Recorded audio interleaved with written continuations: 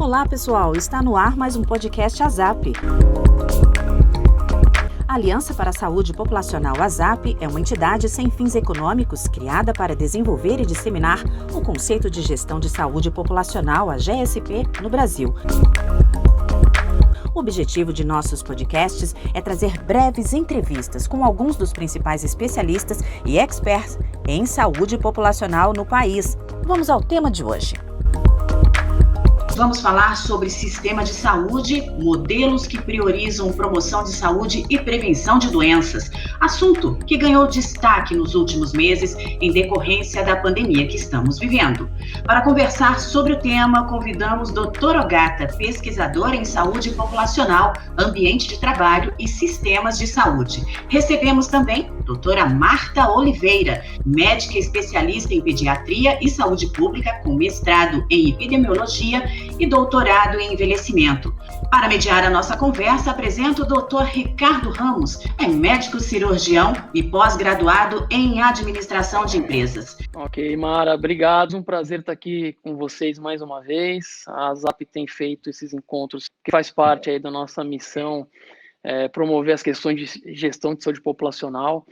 E aqui a gente tem o Ogata e a Marta, que são ícones aí do mercado, essa nossa geração aí de gestores e pessoas que estão levantando a bandeira da gestão de saúde populacional em diversas esferas, né? O Ogata sempre aqui no mundo mais corporativo, um estudioso, uma referência, e a Marta tem uma vivência aí por várias partes do setor, né? Marta na parte regulatória, depois na ANAP, agora empreendendo no seu próprio negócio. Então, eu acho que a gente está com duas pessoas aqui realmente que tem muita propriedade para falar sobre o tema de promoção, prevenção. E eu já vou largar com uma provocação aqui para vocês. A gente tem escutado e tem percebido e vivido que a pandemia tem acelerado uma série de questões culturais e também tecnológicas. Eu entendo que a gente, dentro desse movimento de transformação de sociedade que a gente está vivendo, a gente vai sofrer e está sofrendo mudanças culturais bastante relevantes. Aí eu pergunto para vocês se, de fato, nesse momento, chegou a hora da gente colocar em prática tudo que a gente vem falando há pelo menos uma década sobre promoção e prevenção, tanto no ambiente empresarial, quanto na questão do protagonismo do indivíduo em relação à sua própria saúde. Bom, vou começar pela Marta e depois pedir para o Alberto também colocar a sua colocação nisso. Oi, gente, bom dia. Primeiro, queria agradecer o convite para estar aqui, né, conversando com vocês aqui na ASAP. De novo aqui com o Ogata, que é uma pessoa do meu coração, ele sabe, Ricardo, Mara. Bom, eu acho que a gente está no momento, Ricardo, que a gente está com um problema gigante na mão, né, que é a pandemia, que ainda tem muita coisa para ser descoberta, analisada, e a gente está bem no meio desse furacão, talvez a gente não esteja conseguindo ver o tamanho disso, mas ao mesmo tempo a gente tem algumas oportunidades na mão, né? Você falando, eu fui lembrando aqui o quanto a gente tem de coisa acontecendo que pode contribuir para essa discussão de autocuidado, promoção e prevenção, né? Conscientização, educação. A gente está no jornal de manhã, de tarde, de noite, falando de fase 3, fase 4, fase 5 de vacina, qual é a importância de se analisar medicamento, por que você deve fazer uma vacina, o que é prevenção, né? Então, assim, está na mídia, está na hora da gente começar a usar esse espaço que a gente tem e não deixar perder essa oportunidade. A gente estava falando um pouquinho antes, né, a coisa da máscara, e aí você passa a mensagem que a pessoa tem que usar máscara e ela usa aqui, ou usa embaixo do nariz. O que significa isso? Que ela entende uma ordem, mas ela não compreende o motivo, né?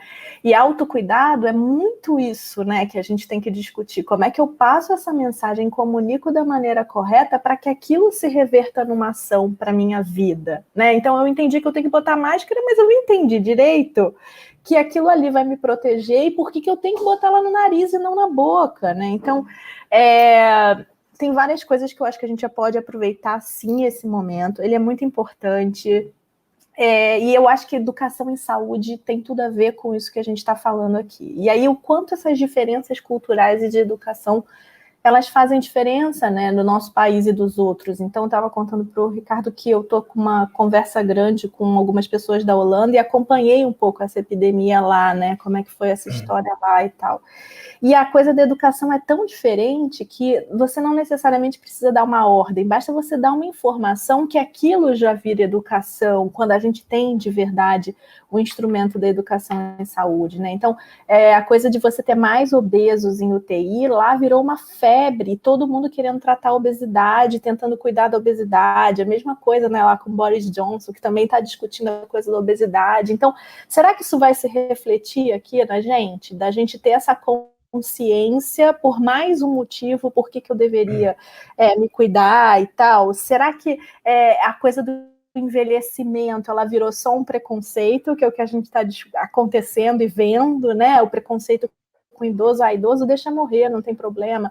Ou a gente vai entender que o envelhecimento é um caminho para todos nós e o que a gente precisa fazer é cuidar para chegar super bem nesse envelhecimento. Então, respondendo a tua pergunta, eu acho que a gente tem um problema gigante que a gente ainda não viu o tamanho, mas a gente também tem uma oportunidade gigante e que eu acho que a gente está aproveitando muito pouco. A gente podia aproveitar muito mais, aí depois eu falo um pouquinho de algumas coisas que eu tenho recolhido das redes sociais e que eu acho que são importantes para a gente discutir também.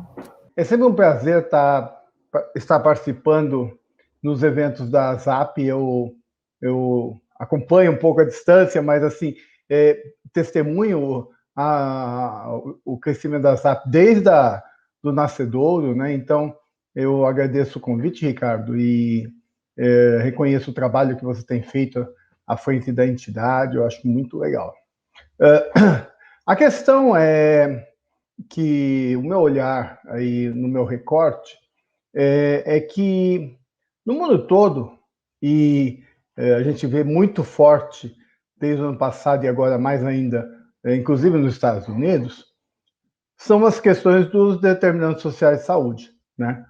Então, o sistema de saúde, ele, principalmente privado, ele às vezes ele é meio arrogante, né? Dizer, não, eu vou fazer um programa e vou fazer as pessoas comerem melhor, ser mais ativas. Mas existem forças na sociedade que são muito mais fortes, né? Então, um programa de alimentação de um operador de saúde, nossa, o que influencia o que alguém coma ou deixa de comer? É o preço, é o acesso, é o jeito que a comida se apresenta, etc. Então, e hoje, com os determinantes sociais, onde as desigualdades saltam aos olhos, né? Então, e às vezes a gente se espelha muito no modelo americano, mas hoje o pessoal nos Estados Unidos, que não tem plano de saúde, e lá não tem SUS, o pessoal fica até o final, porque sabe que se for no PS, a família dele vai ter uma conta de... a gente nem sabe, né? Então, eu acho que a gente pensar, o desafio é a gente pensar agora, a partir de agora, a questão da saúde como um todo, né? Não só nas lojinhas, não só a gente pensar dentro do sistema privado que a gente vai mudar o comportamento do consumidor.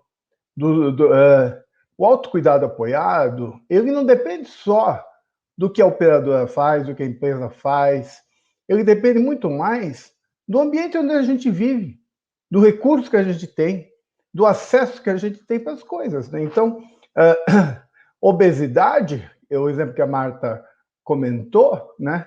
Ela não depende de você fazer um programa com a Nutri, né? Claramente, né? Ela hoje aqui no Brasil, a gente tem 60% das meninas adolescentes são sedentárias no lazer, né? Então não adianta depois a gente fazer um programa na operadora para as pessoas fazerem atividade física, porque o pau está torto, né? E aí a gente tem que tratar a obesidade. Então eu acho que a oportunidade que surge é a gente pensar a saúde de maneira mais integral. não só fragmentando em um ou outro stakeholder, né?